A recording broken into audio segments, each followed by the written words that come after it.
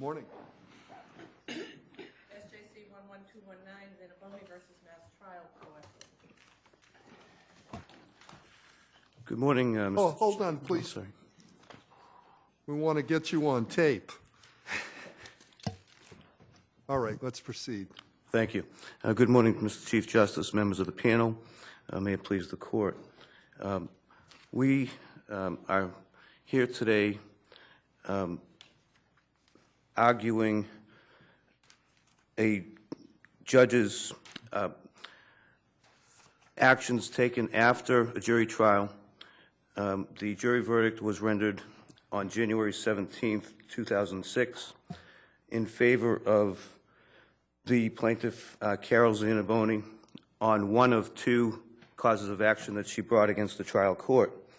Following the trial, the judge took up two motions filed by the trial court, allowed the motion for new trial, denied the motion for JNOV. Zaniboni appealed from the motion allowing the new trial, and the trial court appealed from the denial of the JNOV. The case went to the appeals court, at which point the order allowing the motion for new trial was vacated, and the order for JNOV was allowed, and that was the most recent decision. So at this point, what's before this court is whether or not the trial court judge acted properly or whether or not he abused his discretion at the time that he ruled on these motions.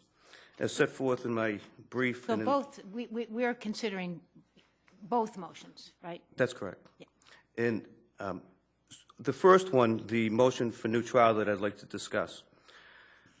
The judge, in his opinion, the trial judge, found that although the evidence was weak, the evidence did support the jury's verdict on the one count that was in favor of the plaintiff, and said also, in his opinion, that the verdict was not inconsistent with the evidence was not inconsistent with the jury's verdict. However, he goes on to say there's another reason that he's going to consider the motion for new trial, and that was based on three questions that the jury had sent out on the first day of their 2 days of deliberations. The questions themselves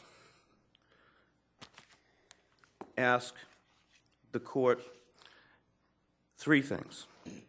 If we do not find discrimination, can we still award punitive damages?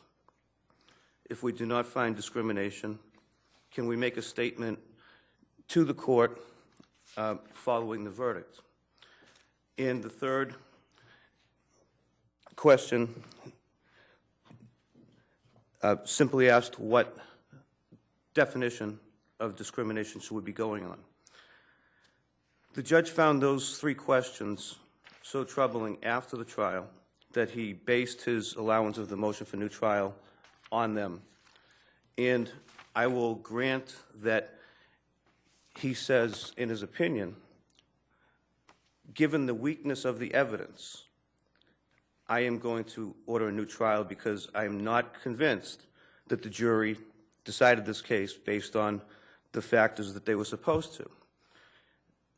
However, in the paragraph prior to that, he had clearly said that the evidence was sufficient, and he had denied the motion based on the insufficiency of the evidence.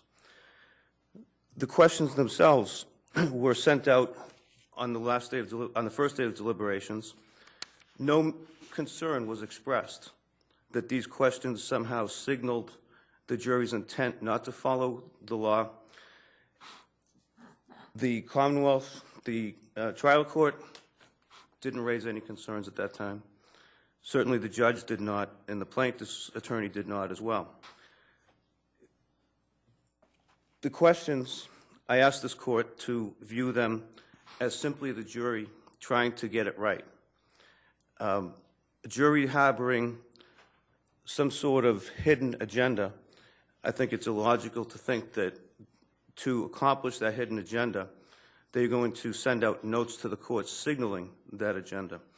Secondly, There was two claims here. The jury outright rejected one of the two. That is far from a jury bent on punishing the trial court. Certainly, if that was their agenda, they could have given a blanket verdict in favor of the plaintiff. But the facts were so different with respect to the not getting the job as the DAR and getting the job as the head administrative assistant and then having it taken away. So it seems to me on the facts there's an explanation that doesn't interfere with the judge's view that would have the jury concerned about the second and not really focusing on what discrimination was. I understand what you're saying, Your Honor, and I use that same set of facts to point out to this panel that's showing that the jury was paying attention to the evidence and was deciding the case on the evidence.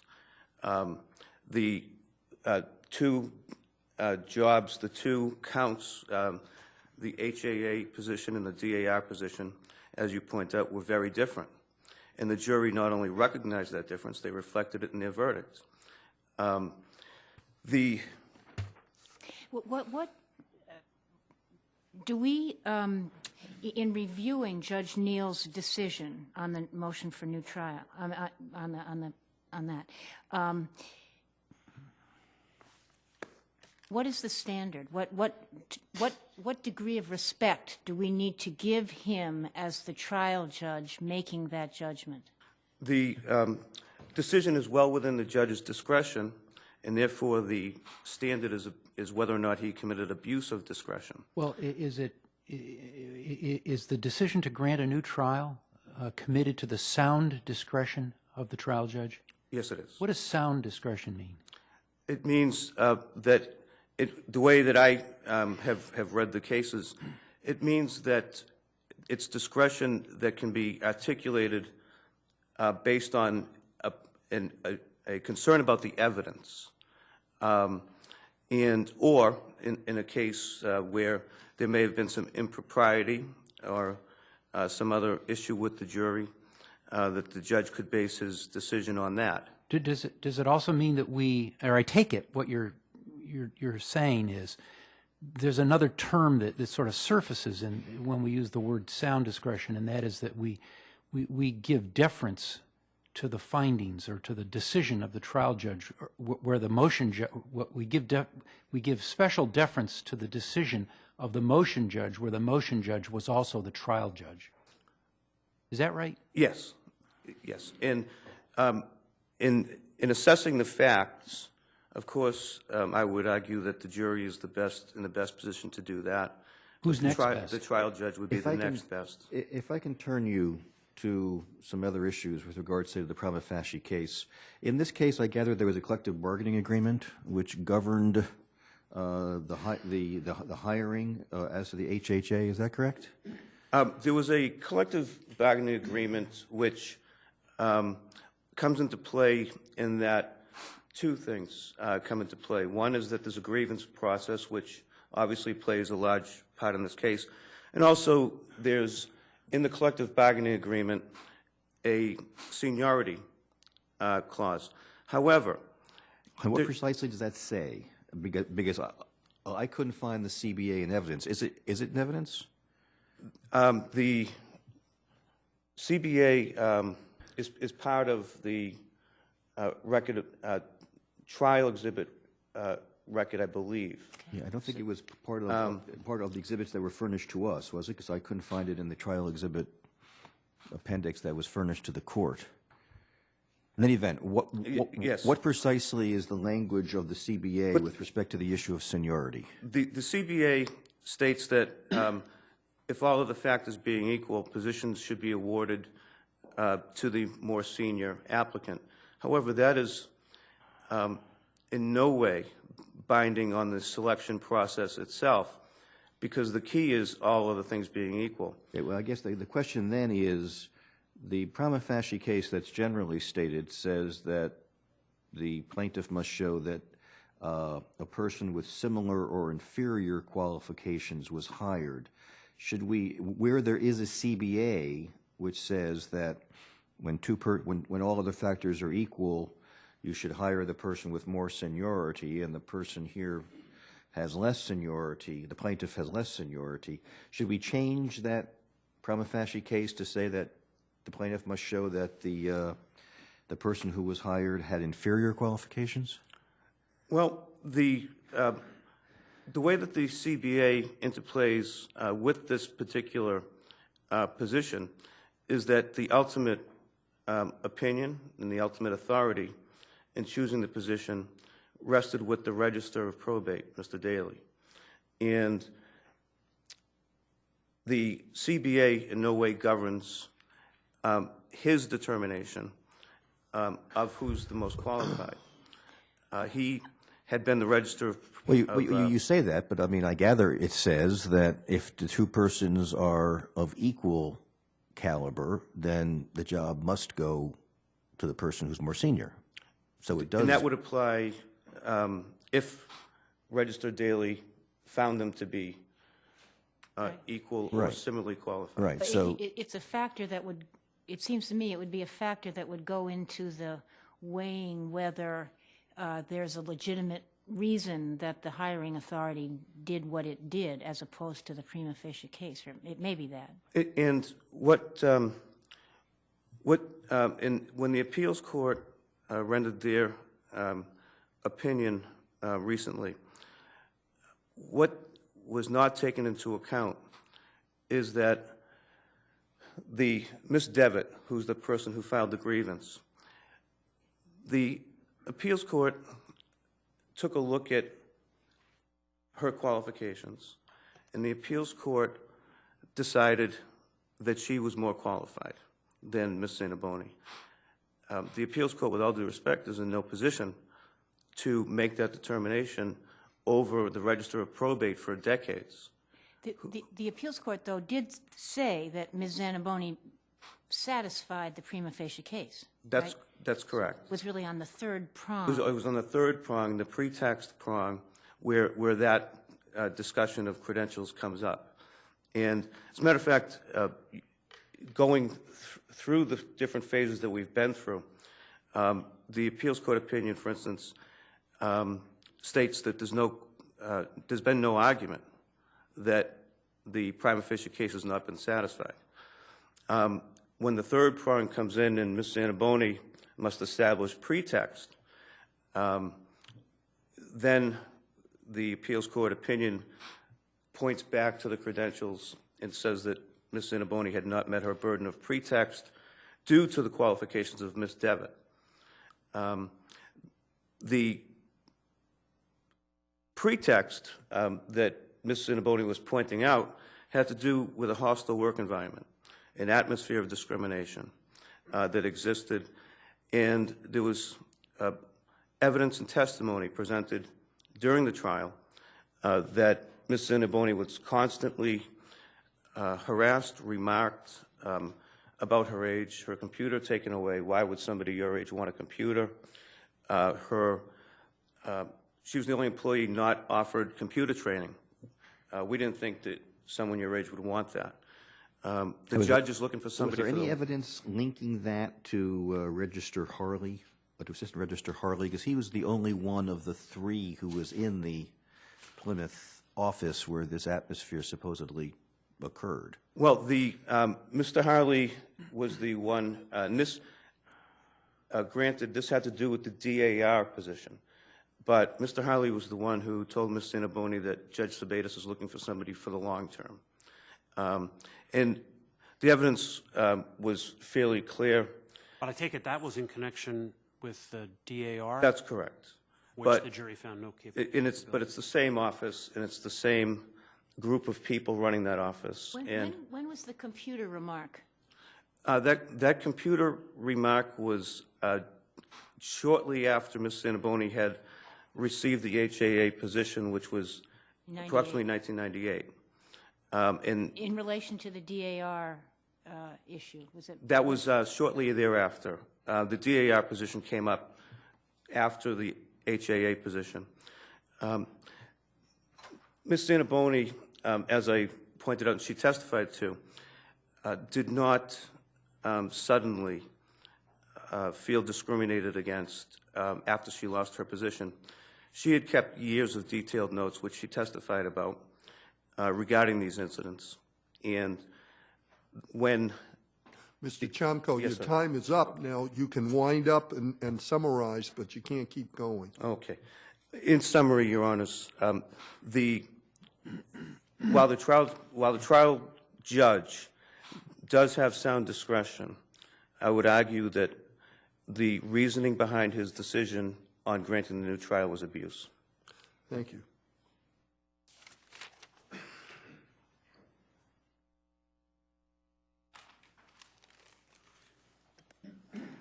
Yes, counsel.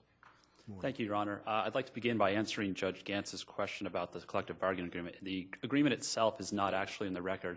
There was no dispute that the seniority provision required the parties to an equal candidate to be hired. So your question to the plaintiff is correct that it's no longer a question of whether it's a less qualified or equally qualified candidate. It needs to be a less qualified candidate if we're going to give effect to the tiebreaker provision in the CBA. But do we know, do we know precisely what the language is? Because the language of the CBA may actually matter. The precise language is not in the trial record, Your Honor. The jury's verdict How can we rely upon it if we don't know whether it says that a person of equal qualifications, a person of equal ability? I mean, there are a lot of things which arguably could be equal. It makes it tough to rely upon it in the absence of knowing precisely what that term says. It was not disputed at trial that it... Was there evidence about it at trial? Yes, people testified as to what the provision said and why they had to settle the grievance, because they knew that they had to, if two equal people are applying for a position, they knew it had to go to the person with seniority. That was the whole purpose behind the grievance. So I believe Anne Maria Fourier-Qua testified about it, as well as Benjamin Harley. Was it an exhibit at trial? No, the collective bargaining agreement was not an exhibit at trial. The jury's verdict cannot be sustained unless Carol Zaniboni can show that Lori Devitt was less qualified for the head administrative position, and she can't show that. Lori Devitt... I'm sorry to interrupt you, but are you accepting the premise that the prima facie case is made, or you're not? No, we don't make that, although it overlaps so much with our legitimate non-discriminatory reason that ultimately my client is not concerned with whether we win on the prima facie case she's not as qualified or the legitimate non-discriminatory reason she's not as qualified.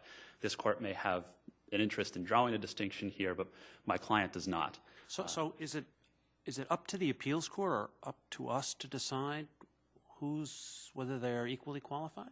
Well, one's less qualified than the other? It is something that they must demonstrate at trial, and so there must be evidence at trial on each of the elements of the prima facie case and also rebut our non-discriminatory reason, which is Lori Devitt was far more qualified. She had... At a jury question? That was not a... You mean, was it a specific question asked of the jury? Is it a question for the jury to determine? It's a question for... On a JNOV, or the judgment notwithstanding the verdict, the question is, was there any evidence from which the jury could draw the conclusion that she was more qualified? Okay. And so the question is, was there any evidence at all at trial that a jury could find that Carol Zaniboni was more qualified? And there was not. Lori Devitt had almost 20 years of experience in the Registry of Probate. Carol Zaniboni, while she had worked for the trial court, had never previously worked in the Registry of Probate. Lori Devitt had more supervisory experience, having supervised the department for 7 years. Carol Zaniboni had none. Lori Devitt had worked in every department in the Registry of Probate, and if you're looking for someone to be the supervisor of all of the department heads, someone who has worked in each of those departments and headed one of those is better than someone who has never worked before. She can't be a resource for those department heads if she has no idea what their job is. Devitt worked in Plymouth, where there were 27 other registry employees who needed supervision. Zaniboni worked in Brockton, where their Registry of Probate office was very small. They did a lot of courtroom work, which was not the job of the HAA.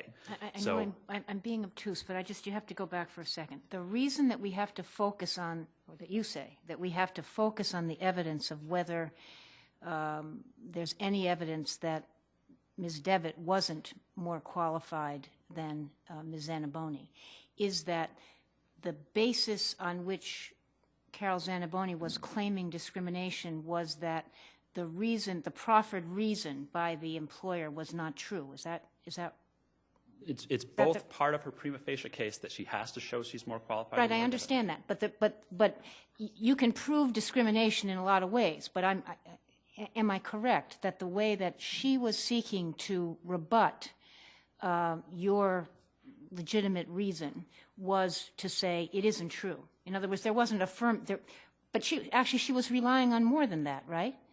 Her rebuttal was, well, she wasn't relying on more than that. She was relying on things that were, I'm going to drift through my argument versus the question. Your question is, we say she was not the most qualified. She says, oh, yes, I was. Look at these. Well, she needs to say, yes, she was. But yet what she's really saying is, look at these other 3 people who were hired. They were under 40, and also there were these stray remarks. But none of those actually go to these decision makers or to anything about her qualifications. So you say, is that what she tried to do? She actually didn't try to do that. She kind of tried to end run around it. But she has to show, ultimately, to make her case that she was a better candidate. The most common non-discriminatory reason is, we hired the better candidate, and it wasn't you. So even if she can show other things that were distractions, ultimately, she still runs into the same roadblock. But you still, these 3 other positions went to people under 40, but that doesn't mean that you were more qualified than Lori Devitt. You still run into the Lori Devitt was far more qualified, and the collective bargaining agreement provision that breaks all ties in favor of Lori Devitt doesn't come into play at all, because the disparity is just so great between the 2 of them. Now, do you agree that it was Mr. Harley who told Ms. Zaniboni that Judge Sabitis would only hire somebody or want somebody for the long term? There's no evidence that Ben Harley ever said that or heard that in the record. That I don't believe that's claimed by the plaintiff, and it's not. It was claimed moments ago. If he just said that, no, I assume he misspoke, because Ben Harley was not testified that he never heard any comments along those lines. The But did evidence she at trial, say she heard it from him? No, Carol Zaniboni said that she heard it from Judge Sabitis, and that Susan Gates and Anderson and Daly all repeated that, said, oh, you didn't get the job because she was looking for someone for the long term. And that was the Not- DAR. That was the DAR position, yes. And the decision makers in the DAR position are completely separate from the decision makers. Even if she was using that to establish an atmosphere of discrimination at the Plymouth Probate and Family Court, 2 of the panelists who made the decision weren't from the Plymouth Probate and Family Court. So she would have to have evidence that somehow they too were tainted by this atmosphere of discrimination. Assuming an atmosphere of discrimination based on those stray remarks by non-decision makers was enough. Is that correct? I mean, if you have, let's assume for the moment that Mr. Harley was tainted.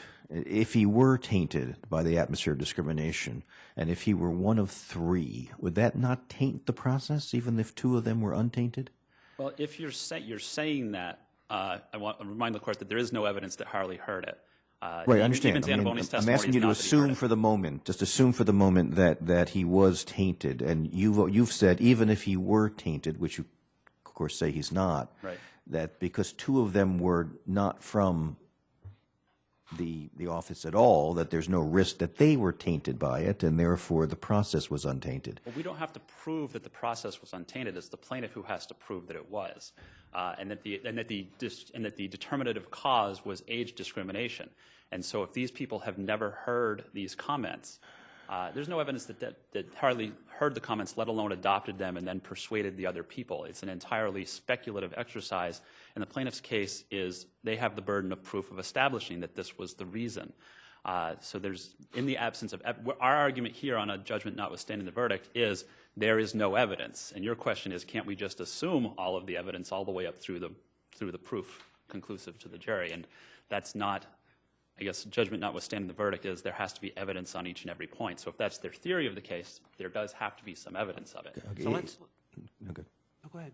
Is there any link to the refusal to give her training or the original denial of training to Harley? The denial of training was alleged to be by Susan Anderson, who was again involved in the DAR issue, and Judge Sabitis was the one who Zaniboni claims had her computer taken away. So again, nobody connected to Harley definitely nobody connected to Klim or Hughes, the people from the other counties. But she was the first justice. Judge Sabatis was and is the first justice. So does that not count for something? No, because she still had no role in the hiring for this position. So even if she had a discriminatory motive, she wasn't hiring Carol Zaniboni in this case. The person who was hiring her now has to have the discriminatory motive. No, but, it's not, I mean, I don't know if this was the argument, but the argument is that she sets the tone. I mean, it is the hostile work environment issue. Well, the evidence, though, too, was that there's the dual reporting relationship, although Harley overlaps with both as the first assistant. So I guess he reports to both Daly and to Sabitis. But there's, again, no evidence that Harley testified that he had never talked about age or the HAA position with Judge Sabitis. And even if that's disbelieved, disbelief of evidence is not evidence for the contrary proposition that the plaintiff has to establish. So let's assume that the plaintiff was able to establish an atmosphere of discrimination against elder people over 40. Let's assume that other instances clearly established at trial, but is unable to establish that her credentials were superior than to Devitt's. Still loses? Still loses, Your Honor. Right. Because even if we had discriminated in a pile of other cases, she still shouldn't. We still did the right thing here in hiring the best candidate. Ultimately, she has to prove that it was discriminatory to her. That can lead to a conclusion in certain instances, but there would have to be that's why the prima facie case is there, to make sure that somebody who is less qualified isn't coming in here and getting a job by pointing to other things that happened elsewhere. Let's assume for a moment then that part of her evidence is that she has been the victim of age discrimination in the context of not receiving training that younger employees were receiving, well, that's a good example, but maybe there's some other examples. Still, she has to prove that her qualifications were superior. Yes, with respect to the HAA, if she's going to sue on a hostile work environment theory based on these other issues, then she could do that. But if she's going to say, but I didn't get the promotion for a job for which I wasn't qualified, you can't do that through age discrimination based on evidence that in unrelated things done by people who were not related to the decision-making process, she can't make her case based on that. She still needs to be. That's, I think I'm sort of where Justice Cordy is. So back to my question to you. She needs to do that because the hostile work environment doesn't go, in your view, does not touch on this decision. Right, and that's. So she needs to prove that she's more qualified because that's her vehicle for proving discrimination with respect to the HAA position. That's correct, Your Honor. And in Brunner, this court addressed a similar issue where there was a long pattern of ongoing harassment, but the particular layoff that was at issue in that case was made by a different decision maker, and there was no connection between it. And the court recognized that the long history of discrimination had nothing to do with the ultimate, the final decision was made in an inappropriate way by unrelated decision makers. I'd like to briefly address the new trial issue if the court has no further questions on the judgment notwithstanding the verdict issue. This is a discretionary call with a trial judge. In fact, ordinarily it's so discretionary that you go right back into a new trial before you get an appeal. This question ended up being reported at a much later date by a different judge, but that doesn't change that ultimately this is still the same discretionary call by the judge. And while the plaintiff has suggested that this decision was made exclusively based on a note from the jury and nothing else, it's very clear from the court's decision and also from the evidence in the record that the note was one of several factors all pointing to the same thing. There was the weakness of the case to begin with that was entirely based on unfairness with respect to the HAA position. The closing argument, if you reread the plaintiff's closing argument, doesn't mention age discrimination at all with respect to the head administrative assistant position. It all has to do with how the grievance proceeded, and the makeup of the panel were people who were going to favor other people, not for age reasons, but for reasons related to the qualifications for the job. Ultimately, the jury's question points to also what the jury ultimately did, which is to award punitive damages in a case where the evidence at best is that 3 other people at the Troy Family Court, out of how many we don't know, were under 40 who were promoted for other positions, and 4 stray remarks on a position that was at issue in the same trial and the jury found no age discrimination, you know, you look at all of that together, it's clearly within the judge's discretion to say all this pointing together points to the wrong result. So if the court is not inclined to grant judgment notwithstanding the verdict, then the court should affirm the decision granting a new trial. Now, let's deconstruct a little bit. With regard to the issue, I mean, is it conceivable for us to allow the motion for new trial, but allow the JNOV only as to the punitive damages? It's conceivable, Your Honor, yes. I would argue, though, that you're still running into the same problem of the disparity in qualifications here is just so great that there would be no reason to get to that. But certainly if there's no basis for punitive damages in the existing claim. That was an issue raised below. It was not focused on by me because I believe the entire case should be thrown out, not just the punitive damages, but certainly there's no basis on the evidence presented so far that would warrant punitive damages. Your time is up. Thank you, Your Honor. Thank you.